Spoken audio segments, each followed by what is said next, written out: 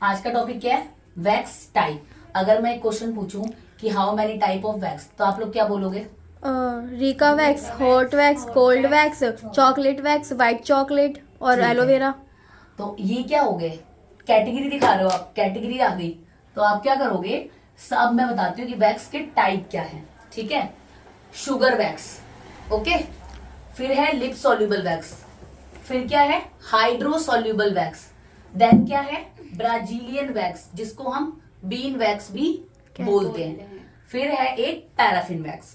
Paraffin wax pedicure, manicure, face, cosmetics की में count किया जाता है। इसकी डिटेल में मैं बाद में बताऊंगी, पहले हम मेन आते हैं इस पे।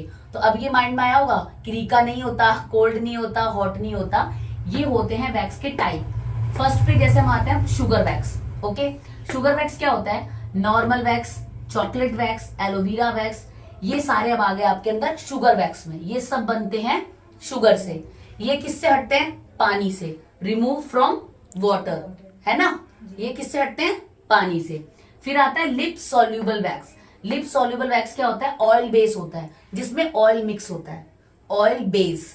फिर क्या आता है? ये क्या होता है? रिमूव फ्रॉम ऑयल, और ये देखो ऑयल से ही रिमूव होता है। फिर विदाउट एसी यूज, ये पहला ऐसा वैक्स होता है जिसको हम विदाउट एसी भी यूज कर सकते हैं। फिर आता है मॉइस्चर।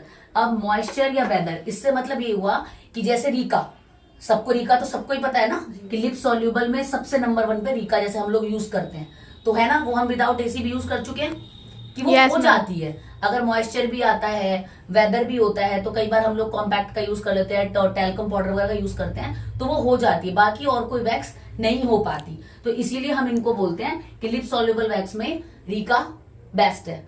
और ये क्या होती है? आप किससे हटाते हो? यूज करते हो ना प्री पोस्ट। इसमें क्या होता है? प्री पोस्ट भी यूज होता है। हम प्री जेल लगाते हैं, पोस्ट भी लगाते हैं, और ऑयल बेस होता है वो भी, तो हम इसे ऑयल से रिमूव करते हैं। देन ये क्या होता है? कॉस्टली होता है। रीका लिप सॉल्युबल वैक्स कितनी जो होती है, खासकर रीका ब्रांड की, वो कॉस्टली पड़ती है। उसके बाद थर्ड पे आता है हाइड्रो सॉल्युबल वैक्स, यानी एक तो ये मीडियम बजट की वैक्स होती है। अब लोग सोचेंगे, स्टॉप करिए। अब एक क्वेश्चन बनता है, तुम्हारे माइंड में क्वेश्चन आ रहा होगा कि जब शुगर वैक्स भी है जिसमें हनी भी आ जाती है, एलोवेरा भी आ जाती है, व्हाइट चॉकलेट भी आ जाती है, तो फिर उसके बाद चलो ये आ गया कि हमारा एसी के साथ चलता है, गर्मी में चलता है। फिर एक कैटेगरी आ गई लिप सॉल्युबल की, वो आ गया रीका का ब्रांड। तो फिर हाइड्रो सॉल्युबल वैक्स की क्या जरूरत थी? अच्छा खासा 2 वैक्स चल तो रहा था, लेकिन ये पड़ता है कॉस्टली, तो हर किसी क्लाइंट के बस की नहीं है पे करना, और हर किसी सलोन के बस की नहीं है। भाई जो क्लाइंट ही नहीं पे करेगा तो सलोन वाले कहां से देंगे? तो इसीलिए ये आया मिक्सअप हाइड्रो सॉल्युबल वैक्स, जो कि दिखता तो लुक वाइज होता है लिप सॉल्युबल वैक्स की तरह, लेकिन क्या होता है? शुगर वैक्स होता है। समझ में आया? दिखता लुक वाइज होता है लिप सॉल्युबल वैक्स की तरह ही होता है, रीका की तरह ही दिखेगा, लेकिन ये शुगर वैक्स ही होती है। मीडियम बजट वैक्स होती है, लिप सॉल्युबल वैक्स है, not use without AC, but ये आप बिना एसी के यूज नहीं कर सकते। Not need for pre post, इसमें आपको प्री पोस्ट की नीड नहीं होती, सीधा टैल्कम पाउडर लगाओ और एप्लीकेशन करो। क्लियर यहां तक? अब उसके बाद आता है ब्राजीलियन वैक्स, जैसे कि बीन वैक्स भी। तो ब्राजीलियन वैक्स में क्या होता है? Use sensitive area.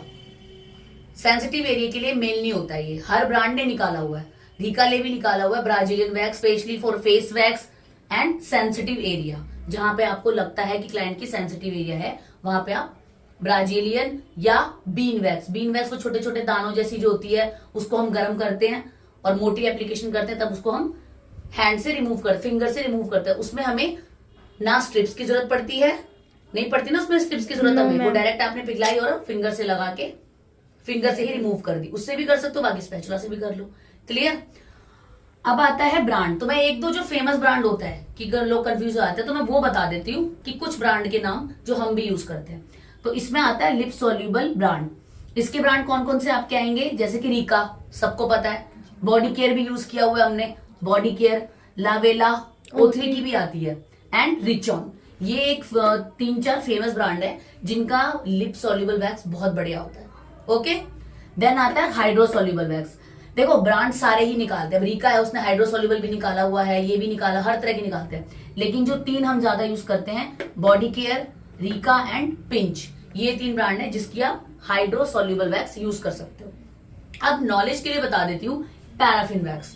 Paraffin wax जो होता है एक तरह से मैं उसको ट्रीटमेंट कह सकती हूँ, मोम की तरह होता है, मोम की तरह वैक्स होती है। जैसे किसी क्लाइंट के हाथ पैर बहुत फटे हुए हैं, बहुत ज्यादा फटे हुए हैं, तो हम लोग उस पे ना गॉज जैसे फेस पे भी करते हैं, हमने पैराफिन फेशियल भी किया हुआ है। पैराफिन फेशियल में भी क्या होता है, हमने फेस पे लगा दी गॉज के ऊपर, डायरेक्ट अप्लाई नहीं करते फेस पे, गॉज लगाया उसके ऊपर पैराफिन वैक्स लगाई, फिर वो एक तरह से ट्रीटमेंट बेस आ गया, जो कि हम कॉस्मेटिक्स ब्रांड में या फिर लेजर जो हम थेरेपी वगैरह यूज करते हैं उसमें यूज करते हैं। पैराफिन मैनिक्योर भी होता है, पैराफिन पेडिक्योर भी होता है, एंड पैराफिन वैक्स भी होती है कि वो मोम की तरह होते से लगाओ, तो ज्यादा वो हीलिंग ट्रीटमेंट होता है, तो इसलिए हम नॉर्मली वैक्स में यूज नहीं करते। तो क्लियर हो गया, 3 टाइप की वैक्स हम सबसे ज्यादा यूज करते हैं, 3 से 4 टाइप की, sugar wax, lip soluble wax, hydrosoluble wax and Brazilian and या बीन वैक्स। क्लियर। देखो हम रिका वैक्स करते हैं, जरूरी नहीं है सबसे पहले कि रिका वैक्स सबको सूट कर जाए।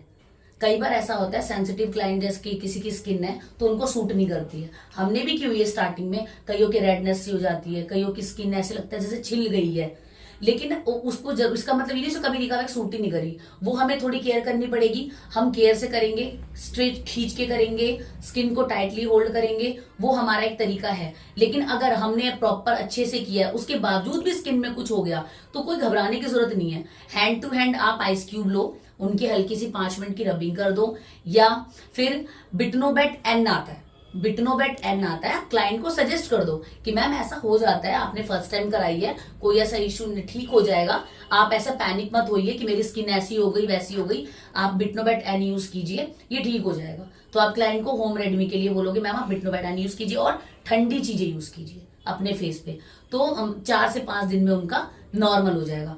तो ये होता है और ये जेन्युइन है, 100 में से हो सकता है 40% क्लाइंट को हो जाए, तो ना हमें पैनिक होना है कि हाँ ये क्या हो गया, ना हमें क्लाइंट को भी समझाना है कि मैम ये हो जाता है, लेकिन आप प्लीज पैनिक मत करो, तो आप ये केयर करो। ओके, बिटनोबेट एन, ठीक।